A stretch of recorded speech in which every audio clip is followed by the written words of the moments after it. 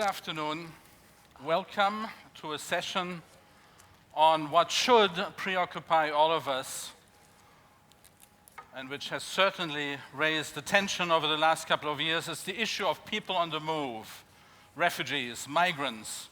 21 million refugees counted officially, 40 million displaced people, but just in fact the tip on the iceberg of many more people on the move because of exploitation, because of poverty, because of climate change, because of all the factors which push people to move.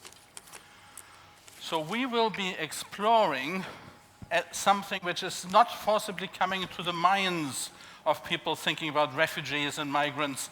This is the fact that most of these people are actually not living in camps.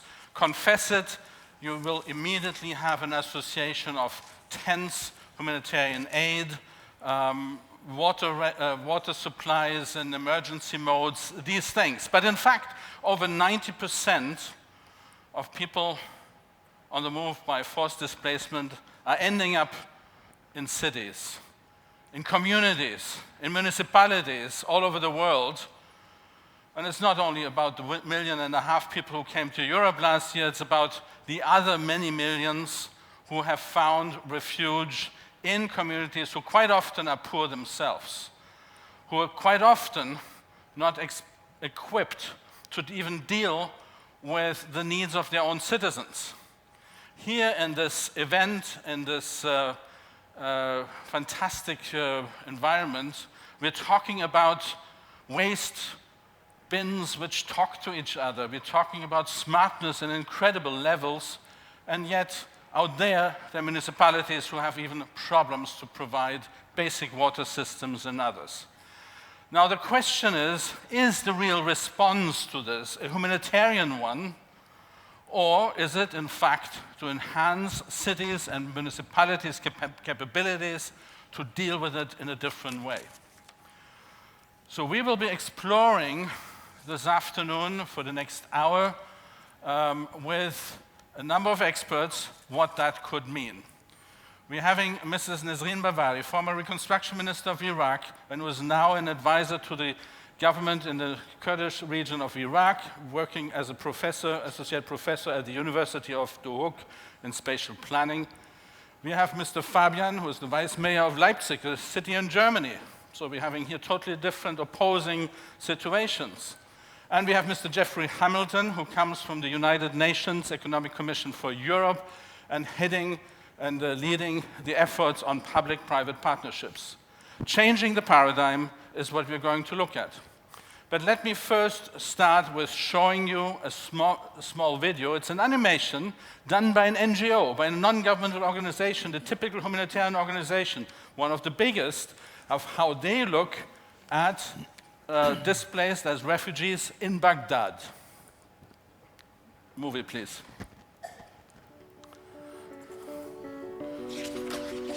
Increasing numbers of people are being affected by crises in urban areas. But up until now, international humanitarian agencies have struggled to adapt their commonly used methods to the expanding urban environment. There is a need to learn from previous urban interventions and work in ways that don't just adapt existing methodologies, but embrace the complexity of the city. The Norwegian Refugee Council learned valuable lessons when they took a different approach in their urban program in Baghdad. These key lessons demonstrate the need for a shift in approach.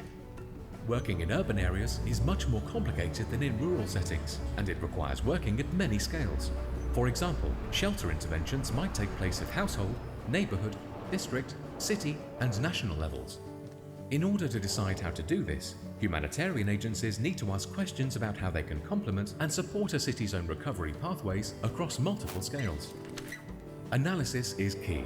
Only through mapping the stakeholders and institutions, policy and legal frameworks, and history and culture of a city will it be possible to begin to understand how to navigate a route through. Good analysis forms the basis for strategic programs by identifying different entry points and activities that will ensure the most effective assistance. Tackling problems from multiple entry points and with different stakeholders at different scales enables activities to support and build on each other and increases the likelihood of success.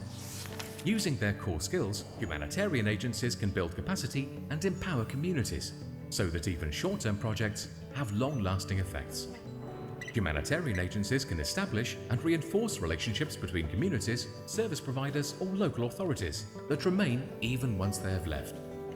While a focus on analysis and relationship building might seem like the long way around, embracing a different type of thinking that recognizes and works with existing systems enables people affected by crisis to achieve longer-lasting change. For guidance on how you can initiate longer-lasting change through your next urban project, visit www.nrc.no to download Lessons from Baghdad.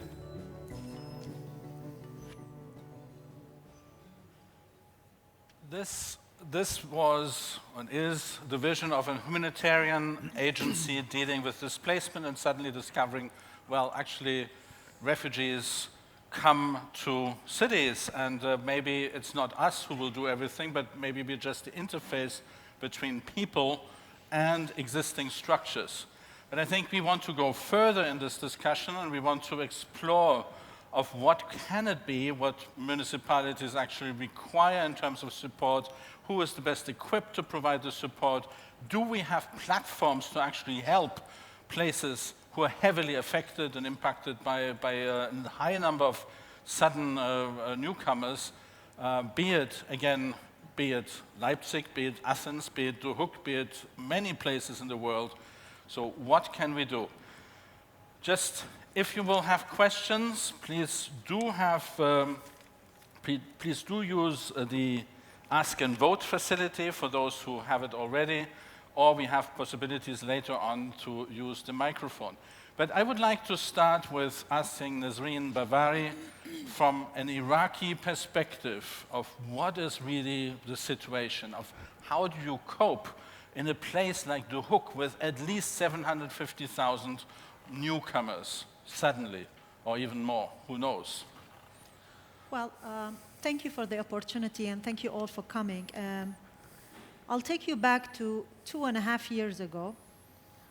My hometown is of 250,000 people only, and they received, within 2 weeks, 500,000 displaced people out of ISIS occupation and displacement and all the other atrocity that they committed against the Mosul people. So this is a small city, the smallest among Kurdish region, receiving the largest number of displacement. The city itself is still struggling with lack of, for example, a proper sewage system. The city doesn't have a sewage system yet. All the sanitation is still done in a traditional old way on the surface. Is still struggling with electricity. They don't have 24 hours electricity supply. It's still suffering from economic crisis with employment rate. So the city itself is already struggling with a lot of lack of services that can make it sustainable, and they are then overloaded with double their number. So what have we done? In the management side, in the governance side, we had to deal with the emergency. So it was summer, so schools were empty. The best way was to put those displaced people, internally displaced people, into school until we figure out what to do late, until other partners come to help us in dealing with it. So I think that was the best smart decision by the local government, and that's why we need to work with the municipalities and local governments, because they are closer to the problem, and you have a lot of innovative solutions. I think the other backbone that was really in support of the successful management of such a big crisis in such a short time in a small city was really the social network, the strong cooperation between the administration and the people. The community also came to rescue. All the people, all the food, all the blankets, all the children and women supplies that you need in the first week of displacement were really provided by the community, the hosting community that were around those schools. I know of families who continue to provide food, even though there is, of course, a constant support of food supply, but people still want to be able to help. So there is a lot of burden on hosting communities, and that's where I want to come to my point that despite all the services that international community can contribute, people always leave out the hosting community. I mean, in the Hook City, there is 22 camps that house 200,000 IDPs, while the other 600, I mean, the other, excuse me, because I'm adding the refugees, the Syrian refugees who are also in my city. So 200,000 are housed in 22 IDP camps, but the rest, the 60%, the 65% of the IDPs are spread around in different formats in the hosting community, whether in going and living in unfinished building, halls, churches, mosques, cultural centers, or they are renting. And that's, well, of course, they rent in a cheap environment, substandard neighborhood. So this really brings me to the point where a lot needs to be done in the hosting community to help them sustain the shock. And I think the Hook City has proven to be resilient in a way. There has been a lot of supportive mechanism in allowing the displaced and the refugees to work, for example. So the moment they are registered as refugee or internally displaced, they are also allowed to work. So in a way, they have added value to the hosting community of the Hook, where they are doing a lot of jobs that, unfortunately, over time, people of the Hook are not doing.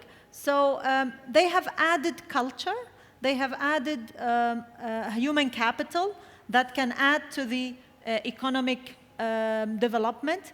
But of course, all of this cannot function and progress to a more positive outlook without additional resources. I mean, the city is already under a lot of economic pressure, so adding this added value, I mean, this can maximize the problem. Talking freshly, coming fresh from Kurdistan, I just arrived yesterday. You know, the operation to liberate Mosul has just started. And in the first 2 weeks, there has been fresh 50,000 displaced people. It's less than the number we all expected. We were just prepared to receive from 500,000 to 700 displaced people from Mosul, for which new camps in the border between Kurdistan and Mosul area were created. But when you look and you read and you listen about all this preparation, they were not at all comparable to the expectation. We're talking about a 5,000 tent location, 1,000 tent location in another place. I mean, total in preparation were only 10,000 tents. Thanks that so far that number has not been displaced, but the operation is still undergoing. So what do people need first? Definitely they need shelter, they need water, they need sanitation, they need winter supplies, non-food items. We're coming into a winter season, so I mean it's already winter, so and it's cold, so non-food items is on the majority of the list. Like everybody need kerosene, heaters, blankets. I mean, also bringing back to connecting it to the smart idea of how can we use this as a resource. Just a few weeks ago, the first free internet services was launched in one of the refugees camp, UNECE, which is in my hometown also, especially for specialized for Syrian refugees. This is the first internet free service that was provided. Imagine how much more we can do if we can inject technology into the life of the camps. I mean, the camps, whether we want it or not, they are going to develop into permanent communities based on the latest survey done by a UN agency. Almost 60% of the interviewed IDPs and refugees has said that they will not go back to their places of origin. So what does this mean in terms of changing demography in the hosting communities? What does it mean as an opportunity, human opportunity of this extra number on the hosting community? How much more we need to do to help municipalities and local government to sustain this reality that 60% of those people will not go back and they will remain. So there is much to be done and much more resources that need to be tapped in. We need to think beyond being emergency situation. This could turn into a permanent situation, and we need to look at it in a more sustainable way. Well, thank you. Thank you. I mean, that illustrates very much, which is also, again, a global observation, urbanization during displacement of displaced populations, very difficult to go back once you have experienced either the life in a city or in a camp, which is de facto, as you say, growing into a settlement. It's a point which we made here last year already about refugee camps developing in refugee cities, cities of tomorrow. But now let's move from a rather dramatic sort of picture of in a part of the world where, I mean, numbers are just incredible of displaced people. And we're moving to the experience of a city in Europe, in Germany. Mr. Fabian, your city has received 10,000 newcomers over the last couple of years. Obviously, you have electricity, you have water, shouldn't be a problem. Is it a problem or is it not a problem? Is it an opportunity or is it just another number of people coming? Well, it is a challenge. It's a challenge to receive the refugees and big numbers of refugees in Germany. However, we cannot compare our figures with the figures in the Middle East. Maybe I just start off with explaining something. How do we receive the refugees in Germany? You know that Germany is a federal state with 16 federal states, and all refugees that come to Germany are distributed among these 16 federal states according to a quota based on the population figures and the strength of the tax, which means that in the federal state where Leipzig is situated, Saxony receives 5% of all refugees that come to Germany, and within Saxony the refugees again are distributed according to the amount of population in Saxony. Leipzig has 13% of all Saxonians live in Leipzig, therefore we receive 13% of all refugees that come to Saxony. This is probably very German. We have strict procedures, and it is our task to, first of all, provide housing for the refugees that arrive in our city. And even though the situation was not nearly as dramatic as the situation described earlier on, we were facing a new situation last year when within a period of 3-4 months we had to receive, well, only in year terms, only 4,000 refugees. All in all, we have now 10,000 living in Leipzig. And because the standards in Germany are very high, they also have to be high for the refugees. Yeah? So we did not want to put up tents where the refugees stay, and we want them to live in proper houses. In Leipzig, we have developed in the year 2012 a concept and a strategy for receiving and integrating refugees in our town. We were already observing that the figures will be rising, so we were kind of, at least on the strategic way, prepared for receiving new refugees. And we say that we need integration from day one, from the very first day.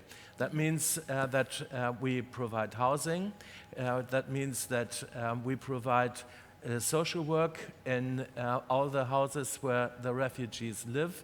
The task of the social workers is to assist the refugees that come into our city to be a contact within the neighborhood, within the immediate neighborhood, because either there are conflicts between the refugees and the neighborhood, or the neighborhood wants to help, and the social workers are usually those who know best what help is needed. And the third task of the social workers is to build networks between the homes for the refugees and the local areas. This has worked very well.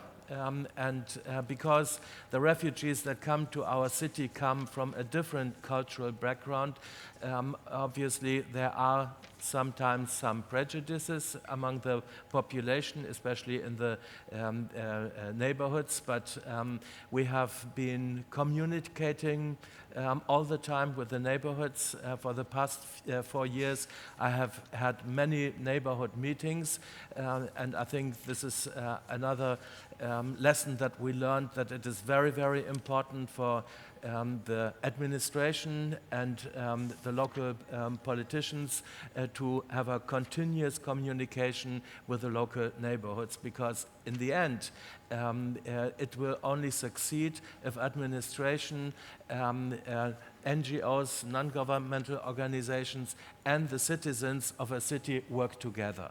And we have had a very intense discussion in the last 2 years in Germany and also in Leipzig. We have thousands of citizens who are willing to help, who are willing to assist, and we also have had some prejudices. You know, the saying that not in my backyard. People say, well, we need to help the refugees, but why in our area and not in another area? And now I come to another point which I think is very, very important, and I'm very happy that we succeeded to fulfill the strategy that we had. I said from the very beginning on, when we developed our concept, that we need houses for refugees all over the town, not only in the areas where the poor people live, but also in the areas where you have middle class and upper middle class people living. And in the beginning, it was easier to find empty houses in poor people areas, but we managed now to have refugees residential houses all over Leipzig in all areas. And we try to have a very fair distribution of the refugees over the whole city. When the refugees arrive in Leipzig, they first live together in residential houses with between 50 and 200 people, sometimes also 300 people in one house. And then we try to find apartments as soon as possible. I think this is a very good idea, because when they arrive, they can find an orientation, they are assisted by the social workers, and then they can also choose in which area they want to move in, and then they can choose also their own apartments. Integration from day one means also that the children go to the kindergartens, to the preschool institutions as quickly as possible, and the children at schooling age go to the schools. In Germany, you are not only allowed to go to school, you have to go to school. It's the last duty in our constitution that you have to go to school, which means that also the refugees' children that are in Germany, that are in Leipzig, have to attend schools, which means that we also had to develop concepts for the integration of the children in the schools, which is a 3-step way. First they have German classes, then they have part integration, and the third phase is then the full integration. To be able to receive the refugees and manage integration, we need a close cooperation between, as I said, administration, NGOs, and the local society, the civil society, and so far it had worked, well, I'm happy to say, quite well. Well, thank you. Here now the administration of a city in Germany, more struggling with the social, political issues of acceptance, maybe also the difference that it's clear that people come to stay, more or less, which is always a question in context where it is perceived quite often by local authorities as being a transition to a return, although the reality is in fact another one. So the challenges seem to be already different, very different. So, Mr. Hamilton, you're listening to this. You're coming from public-private partnerships. When we have been discussing the theme, you said, well, I think we can do a lot more than just looking at it from a humanitarian perspective. Well, Kilian, wait a minute. First of all, you brought me into a panel here, and I've got 2 people who in 10 minutes have described their own situations, and it's like Superwoman and Superman.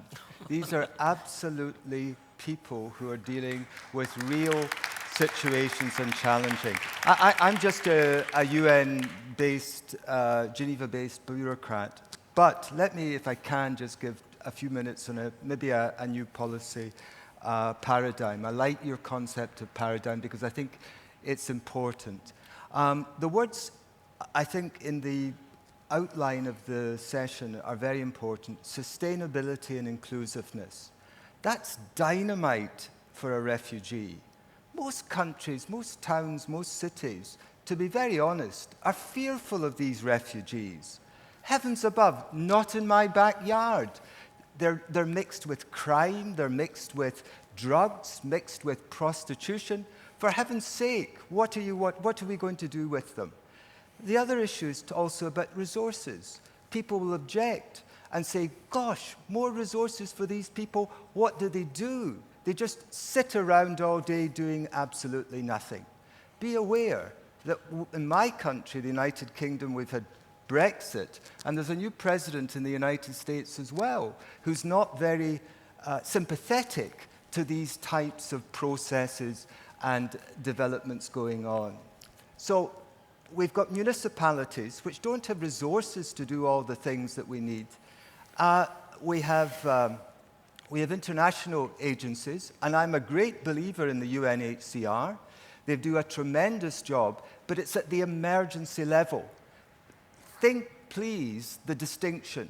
Work at an emergency level, which is providing shelters, tents, food, 20 litres of water a day to refugees, and the guidelines are all beautifully set out by the UNHCR. And then think of this dynamic and this dynamite concept of inclusiveness and sustainability. What does that mean? It means rights. It means giving people rights to make their own businesses, to open a bank account, to go to a credit agency and get a loan. It is a dynamic thing. And in some countries, that is not the sort of relationship that they are looking for. And I think that's why the UNHCR, even if they will say, yes, it's much better to go into this inclusiveness and sustainability argument, I don't think they have actually a mandate. I don't think member states want to do it. But so here's the thing. We need to think of a new paradigm, and I think public-private partnerships is a possibility. Already you have many examples of private companies offering services and doing it as a business, not just out of charity. If you start thinking about charity in the business, fair enough. But if you really want to make it sustainable, you have to align the private sector's interest in profit with making a profit and helping people in refugees' companies. Accenture, which is an Irish-based company, offers a bioptic mechanism to help people in refugee camps with no papers, no formal identity, so that the rations can be properly shared out. And that's a cooperation between Accenture and the UNHCR. You've got Facebook, which has helped with internet access for people. I've even heard the possibility of a public-private partnership for organizing a refugee center. But that is going to be at the emergency level. That is at the firefighting stage. How do you get it to the sustainability? It's by giving people jobs.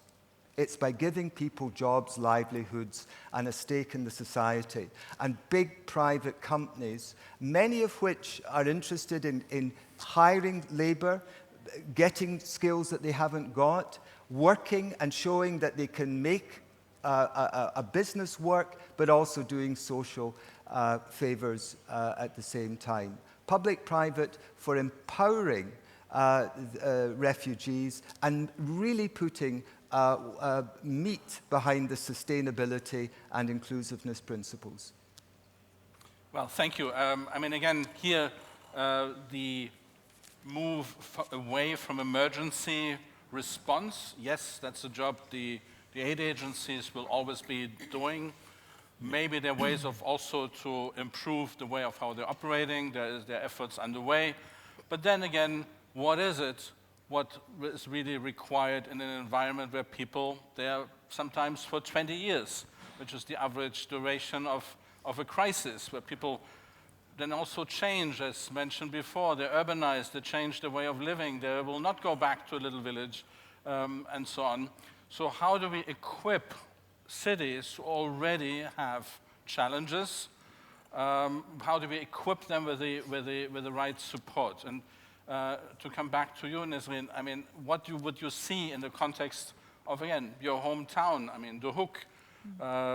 I will always remember the figure of waste, solid waste, which a couple of years ago was 600 metric tons a day, and now it's over 2,000 metric tons of solid waste a day. Is that something which will be fixed by an aid agency? No.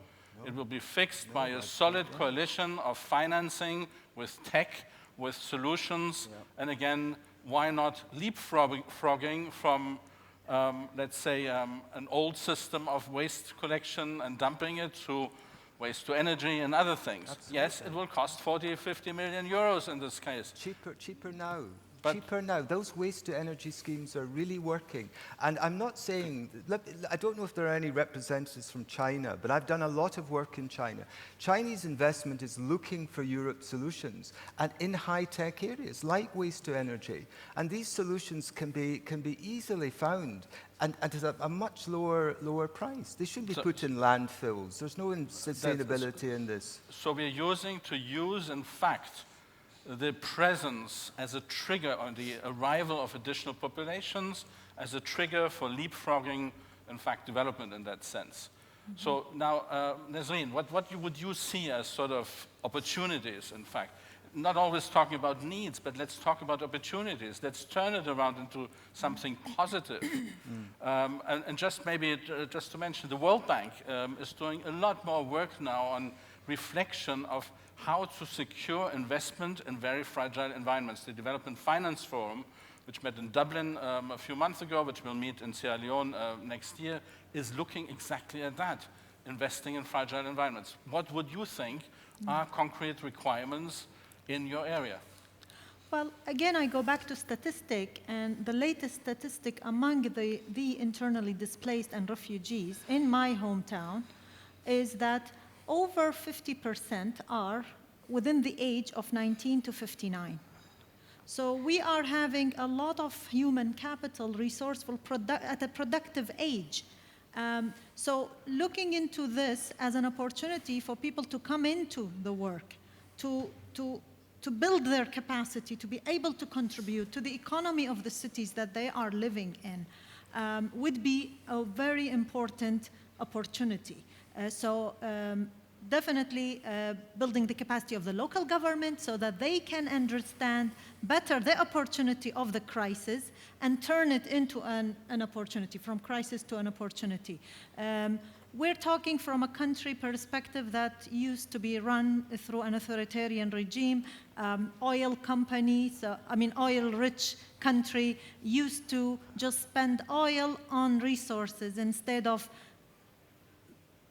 maximizing the resources based on other resources that exist. My region is famous for also being good for agriculture, yet there is no investment on agriculture.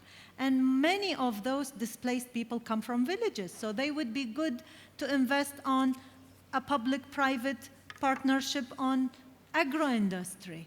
But that will need, of course, additional capacity building, additional technology, definitely financial resources. Yes. The government is overwhelmed with just paying the salary and trying to run the existing services as they are.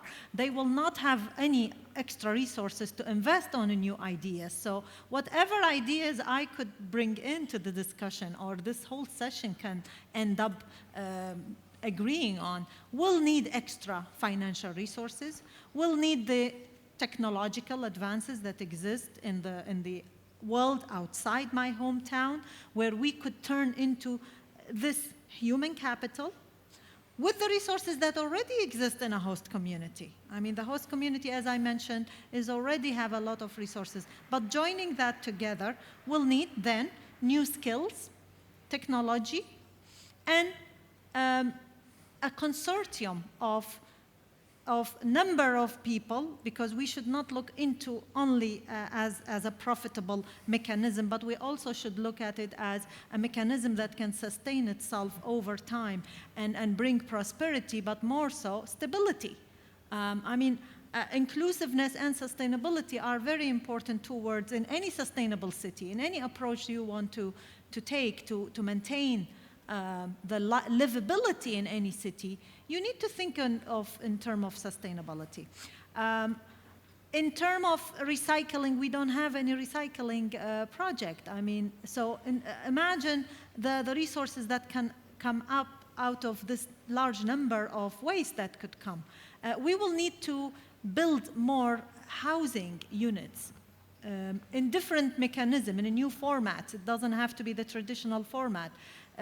Because if we are thinking in terms of half of the people will not return and will have to move from the camps that they exist to better housing environment, or even turn those camps into proper settlements, then there is a lot that need to be done in terms of building shelters, in terms of services, but then the water that exists, the water resources are limited. So how could we, again, think in terms of sustainability, interject in new ways of capacity building, of technical expertise that can maintain the services that we have in a way that it can be enough for this caseload, but also for generations to come.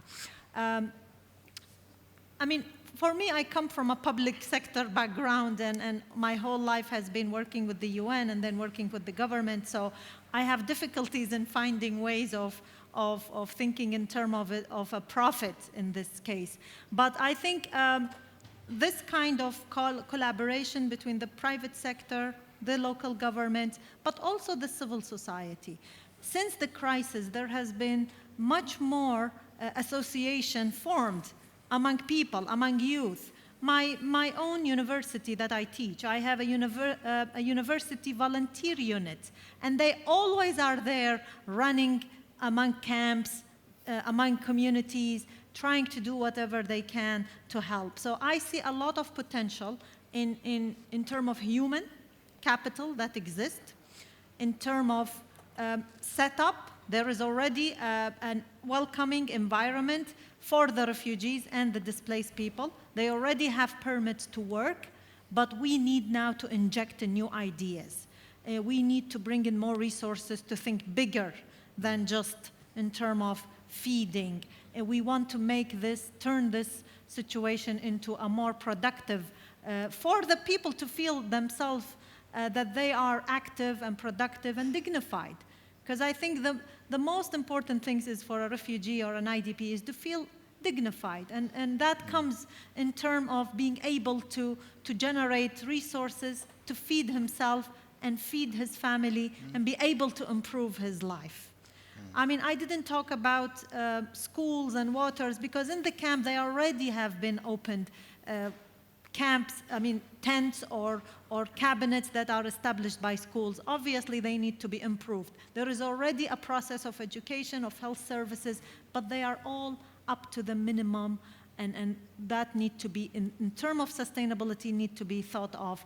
How can all of this be improved so that we are creating an opportunity instead of just looking at it as a need? Thank you. Now, again, compare that to a German city. In fact, listening to this, you have already, doesn't seem to be a problem.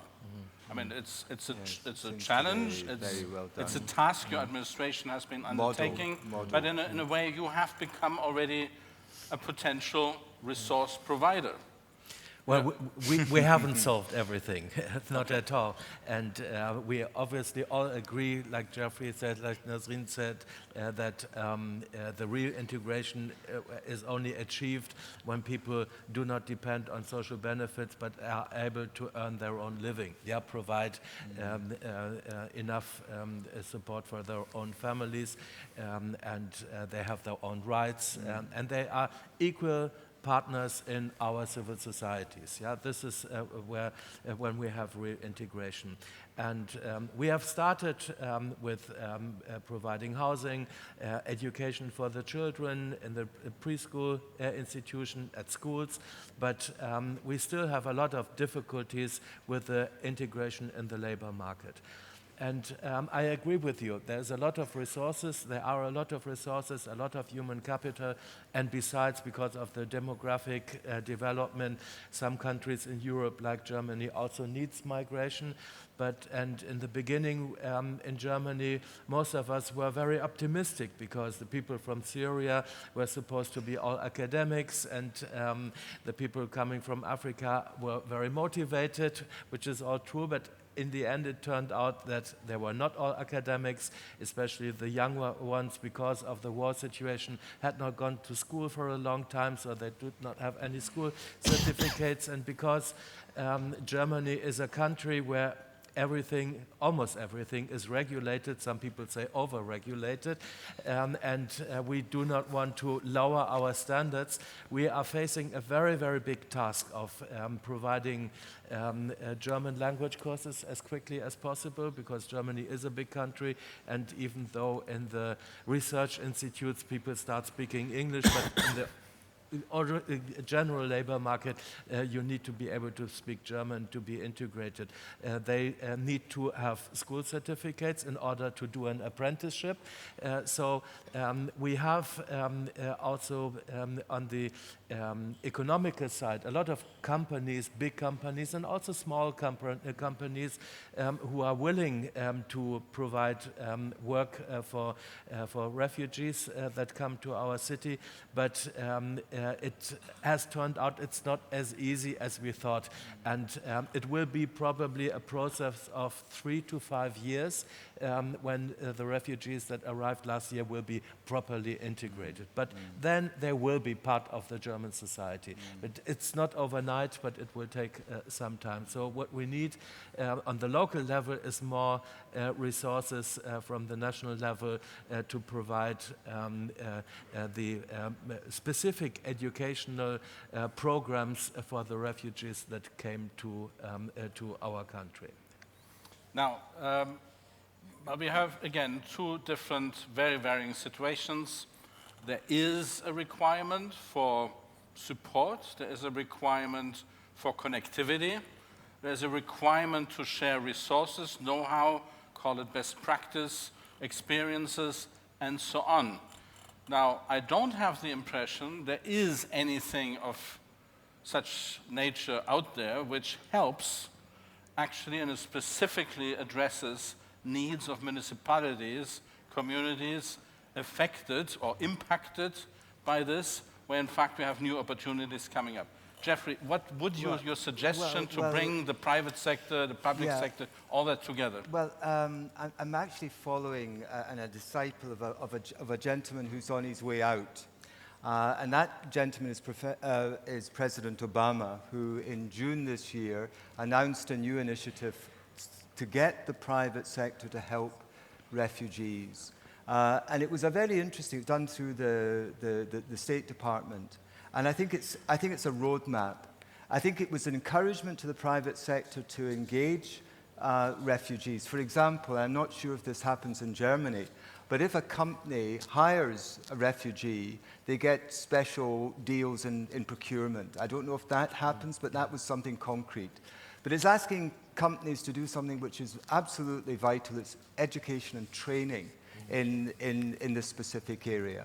Training, and even going forward, giving them skills to set up their own businesses, to give them mentoring rights, to give them mentoring, so that they're really empowered into the labor force. That's the key. Now, here's the thing. I'm not technologically savvy. Heavens above, outside, there are so many technological people there. I think the current and power must be bristling at the moment above us. But there is IT solutions, crowdsourcing, crowdfunding, which allows groups of people to be brought in together. And if you can bring those refugees into a crowdsourcing situation, mentioning their own problems, their own issues, and link that up with private companies wishing to contribute in terms of employment, in terms of supplier contracts with these groups, then you're maybe talking about something. But here we're talking about an ideal situation where the companies already function. What does Nesreen do and what the Hook is doing in order to actually connect to companies who will be ready to create jobs in the Hook instead of saying, no, that's Iraq, that's too dangerous, we won't work there. No. To change the building industry in northern Iraq, to make it more energy efficient, to look into jobs of the future. That, I think, that is the connectivity which is lacking. Where does the mayor, the governor of the Hook go to? Where to find the connection to any of the tech providers sitting out there, having the most fantastic solutions for everything, and here we are having a place which really has a problem to even have the last, in fact, water taps installed. So how do we bring finance, tech, know-how together? Where is the docking station where we establish that? I think that is actually the challenge, so that this smart world, that smart thinking we are talking about here, doesn't belong to one part of the world and is not accessible to the other. Kilian, very, very eloquent. Beautiful, beautiful. It's possible. It's so possible. You go outside, make this idea about crowdsourcing, crowdfunding, give me a software which would allow people to meet. These people could provide the solution. In the UN, we always know what the solution is. It's bringing people together. The fact that, Nadine, you've come here all the way from Iraq, Thomas with this magnificent model of Leipzig, it shows what can be done. I'm not in the UN just to be a bureaucrat. I'm there to try and change society and try to bring people together so it leads to real improvement. And nothing could be more satisfying than giving people who've lost so much a start into a new world where they can make their own economic destiny. Property rights, jobs, employment, all those types of things. And private sector, I believe they can be mobilized. That's what I believe as well. I think we have seen an incredible interest. You referred to the initiative by President Obama. There are others. We are approached every day by companies, by others saying, we want to do something. I think it's very important to retain here that, again, it's not only about refugee camps and humanitarian assistance. It's about creating opportunities for populations at large. Let's not forget 3 billion poor people out there. Anyway, we're getting into the last stage of our 1 hour here. And of course, we would like to welcome questions, should you have any, should you have comments. Is there anybody who would like to come forward and address a question to the panel, to us? Yes, I think I see somebody in the back. There is a microphone here, if I see that correctly. Hi there. My name's Pete. I work for a company called TGA.com.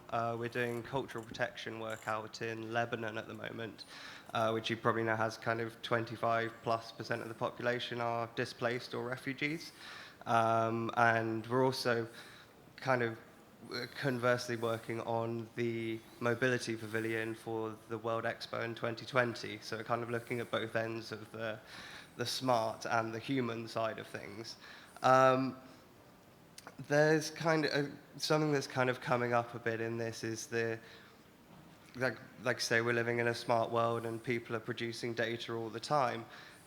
Is there kind of enough thought being put into, or actual focus being put into what refugee communities need, the kind of data that they produce, and whether the data that's kind of available to people at the moment is actually beneficial to these groups of people?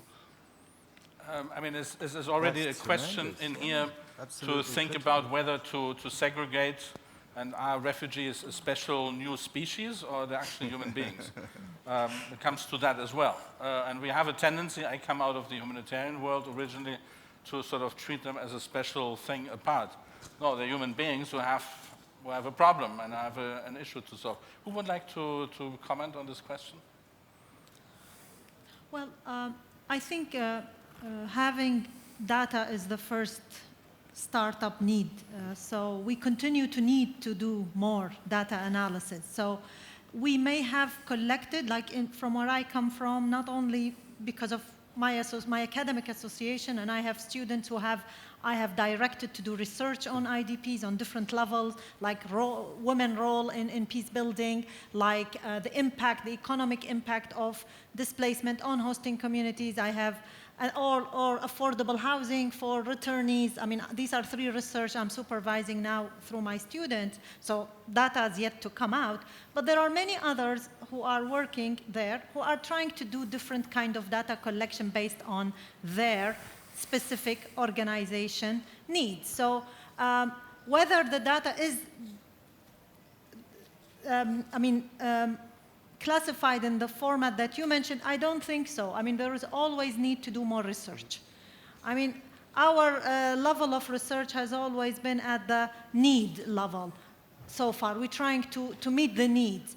We have not gone further into actually what is next, what is the day after, like what is this reality of, even if we liberate Mosul, half of the people will never go back, because all the areas that are being liberated in the operation now are completely destroyed. So people would rather stay in the camp where they have 24 hours electricity. Even I, in my own house, I don't have 24 hours. And I'm a hosting community, okay? And I'm a professor and things. While the displaced person in his camp, he has 24 hours electricity, he has a school, he has a health service, he has job opportunity. So if I was a displaced or a refugee, I would not go back. I will wait and see. I mean, not only in terms of destruction, there is a lot of social issues that also we are not working on. Of course, we talk about it. It's about peace building and inclusiveness and conflict resolution. But in reality, the divide is very deep. The process of being displaced has created a very deep scar in those people's heart that it will be very hard to overcome immediately. So there is all kind of layers of information that need to be taken, and that's, again, a very good point to start investing on, to get to be clear about what do they want, what kind of vision they have for themselves, so that we can also plan based on that. And Nesreen's just hit the nail on the head. It's getting the data on what is needed, and you can only find out what is needed by doing surveys, by setting up a mechanism with IT. I can give you a 10-question survey that you could ask the people in Lebanon to find out. And with crunching numbers and with quality analysis, we could find out what is needed. And then once we have the needs, the next stage is linking it up with the providers, the support, the people who probably might want to make money out of that information. But if it's going to do a social security and get sustainability and inclusiveness, that would be fine. Okay. Any other questions from here? I have a few received on this wonderful connectivity tool again. Again, we have these wonderful things which don't work in other parts of the world. Maybe I take a question from here, which goes to you. Actually, what are some of the strategies for combating and dealing with anti-refugee groups? But I think, in a way, Nesreen, you also have to deal with this feelings of these foreigners, let them go back, they're taking away from us, that they're already reducing what we don't have, and so on and so forth. So it's an illusion to think this belongs only to Saxony, with due respect, or other parts. This is a phenomenon we have everywhere. And again, that's why it's so important to turn that into opportunities. Okay. By saying that Leipzig is different from the rest of Saxony is already part of my answer. We have in Leipzig for the past 25 years always stood up against any kind of racism, of xenophobia, right-wing radicalism from the very top of the local administration, but also the churches, the trade unions.